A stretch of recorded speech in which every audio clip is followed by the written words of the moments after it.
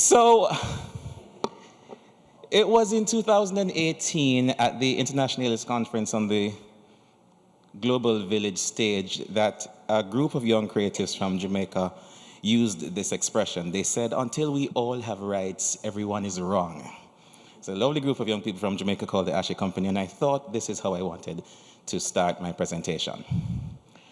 Now, the key context behind integrating human rights into HIV service delivery comes from the fact that key populations are disproportionately affected by HIV. So, forgive me, I'm going to be alternating between the terms. And we're going to be saying key populations, marginalized populations, vulnerable groups.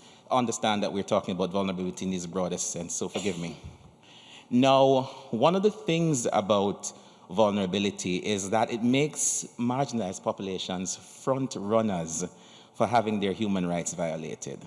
And a lot of that is especially because of what causes that vulnerability. So if you're an MSM, you are going to become vulnerable because culturally it's frowned upon in some of our Caribbean spaces. Also, if you're a sex worker, you're going to also have some challenges as well because, again, those cultural nuances and the historical context around those things. And so vulnerability is sort of entrenched in the idea of marginalization, and with that will come some exposure to having human rights violated. Now, HIV programming has a very strong history of working with vulnerable populations. And it also has a strong history of identifying intersectionalities that facilitates a broader development focus. And so it was a natural fit for human rights integration to happen with HIV service delivery. And of course, we're aiming to align HIV services with human rights principles to enhance accessibility, equality, and dignity in healthcare. So what's the driving principle? The driving principle is in the definition itself for human rights, which is a set of fundamental rights that's inherent to all human beings, regardless of race, sex, nationality, ethnicity, language, religion, and or any other status. And of course, we're doing this emphasizing dignity, freedom, equality, and respect. Now, the key thing I want you to take from this definition is that the only entitlement criteria to human rights is simply existing.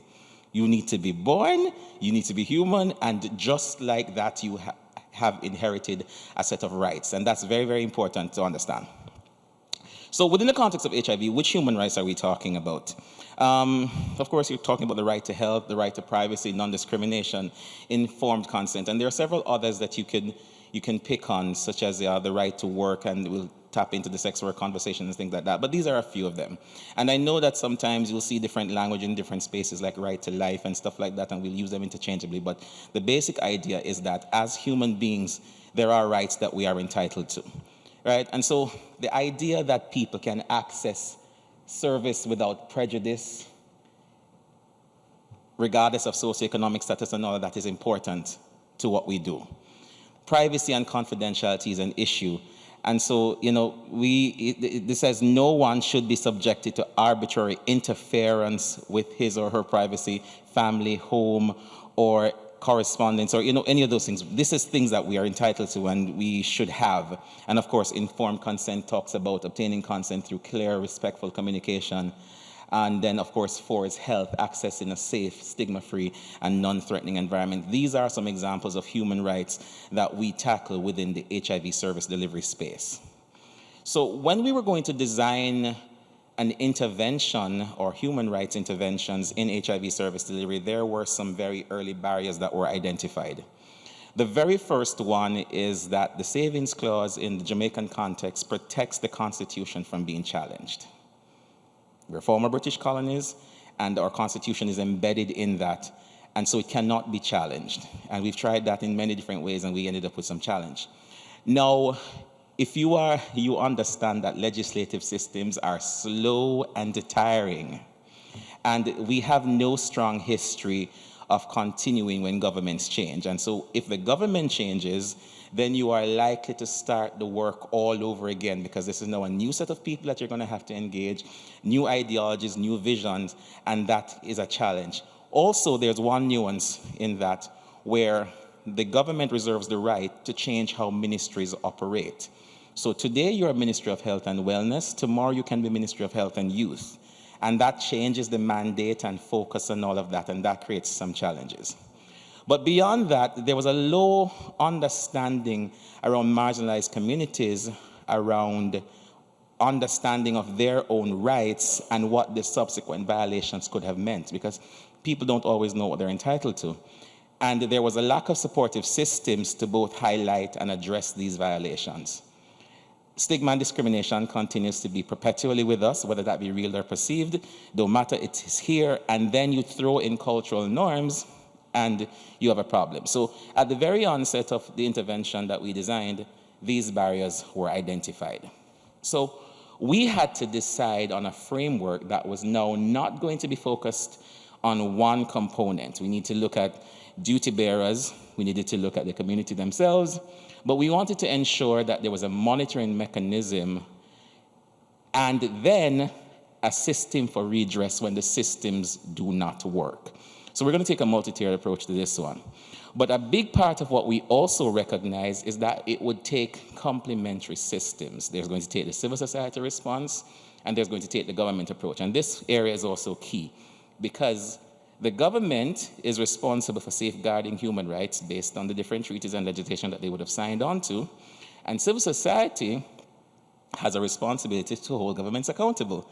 And so each has a role in the mix, but we were careful to not duplicate what the other is expected to provide, and so we did that through complementary systems. So what was the response? We did a bit of human rights training with healthcare providers, police officers, justice of the peace, and we did that training them on rights-based approaches and principles, emphasizing empathy and non-discrimination. So we focused on, so we moved below the policy level for this intervention and focused on individuals who were delivering service, and in spaces where community members are likely to be accessing services. So that's your healthcare space, judiciary space, and we started there.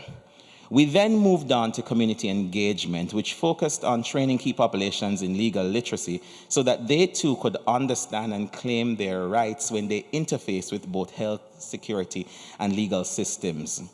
And then we facilitated empowerment activities to improve self-efficacy and reduce internal stigma. And beyond that, we then trained communities in community-led monitoring, because the monitoring mechanisms we spoke about are how we're going to keep systems accountable. Now, it is important that you still maintain the conversations at the policy level. So at that level, there's an ongoing advocacy for supportive laws and policies, such as your anti-discrimination laws and all that, that protects people living with HIV. And so we still had a role, civil society in this instance, to continue coordinating dialogue with parliamentarians. But there's a mistake that we make.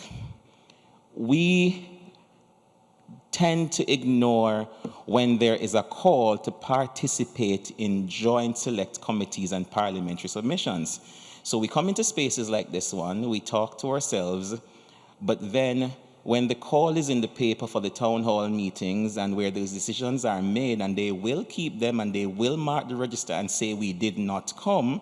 And so it's important for us to appreciate that we must participate in these committee meetings, and of course we must feed back into community consultations and develop policy briefs, etc., so that our points, our concerns are always heard. So that's how we impact the policy space. But then we also then moved on to community systems for accountability. So there's a complaints mechanism which serves two purposes, because there's a Jamaica anti-discrimination system and the shared incidents database that serve both as a mechanism for redress and for documentation. And then there are your community-led monitoring activities, such as your treatment observatory and your mystery shopping activities, as well as avenues for legal support, because again, we made sure that people had access to services in the event that they needed to do that. So there was the introduction of community paralegals, there was the introduction of legal support officers, and all of that as a part of this. This is a slide taken from the Ministry of Health and Wellness. So on their side, there are a few things that they focused on. There was the development of standards, there was compliance monitoring, capacity building, stakeholder partnership, and acting as the focal points. So just one quickly on the standard and development, they coordinated the guidelines for implementing the Charter of Rights, which is something that we encourage organizations to have. So even though there's a larger Charter of Rights nationally that we try to endorse, there in your individual organizations, in your individual spaces, then a Charter of Rights could be implemented. Of course, compliance and monitoring, there was a S&D survey, and I'll be happy to make the slides available so people could look at what the overall government response was under each of these areas. So what was the result? We established, as of August 1, 2024, what's known as the Enabling Environment in Health and Client Service Division. This is an arm under the Ministry of Health and Wellness. Now, historically, this was in an agency under a ministry.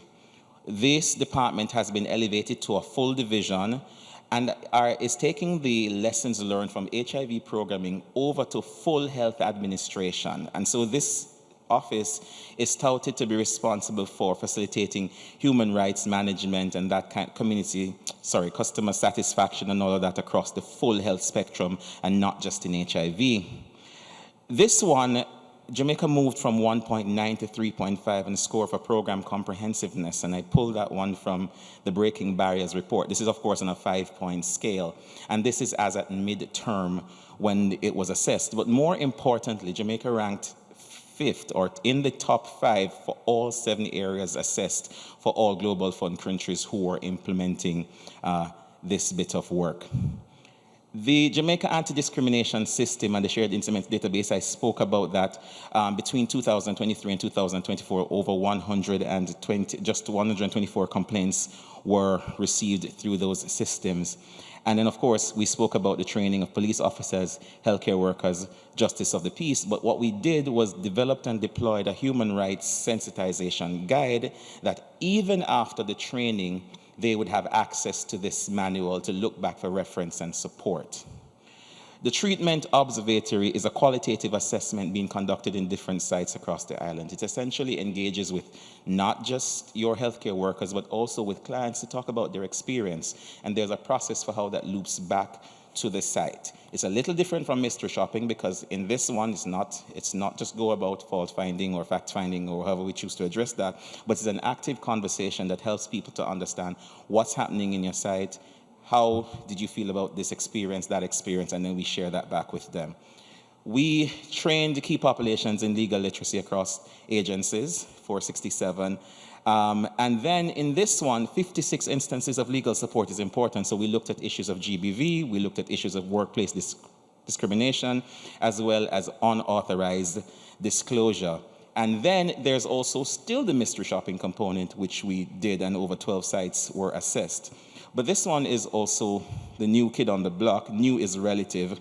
So JN Plus started the safe space, the stigma-free space concept, working with agencies and stuff in the Greater Kingston area to ensure that their spaces were declared stigma-free. This is through training and other activities, and then there was a certification and a plaque on your wall.